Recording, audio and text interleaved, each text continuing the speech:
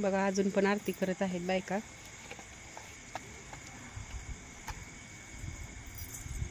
आणि ह्या फुलांचं एक वैशिष्ट्य आहे की ही फूल पहिल्यांदा उमललं ना ह्याची आरती करतात. बघा बघा आरती केल्यामुळे पण छान असं प्रसन्न वाटायला लागलेलं आहे. सुगंधी पण वास येत आहे बघा फुलांचा. आणि देवापुढे जर आपण वाहिलं तर फुल मग तर किती छान दिसेल बघा. मग असं झाडावरतीच किती छान वाटायला लागलंय. मग देवापुढं पण आणि पहाटे उमलताना पण कोंब असतं ही फुल बघा. अंधार आहे मग त्याच्यामुळे जरा व्हिडिओ असाच यायला लागलेला आहे मैत्रिणींनो. बघा तर मग